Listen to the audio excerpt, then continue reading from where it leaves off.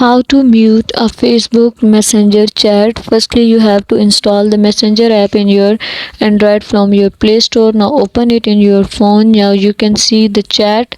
You can see single chat. When you have different chats that you want to mute the chat of the person, you can see different options at the bottom: chats, calls, people, stories. Just you have to click on the chats here, and you want to mute that chat. Before muting the chat of the person, just make sure watch the complete video and follow each step carefully to avoid forgetting anything and making mistakes. Just you have to click on the chats persons, and you see here there is a mute option. You want to mute that chat, that you will not get any notification on your desktop of that chat for 15 minutes, for 1 hour, for 8 hours, for 24 hours, until alarm or until I change it. You have to select any of the category, click on OK, and that chat will be muted for that specific time.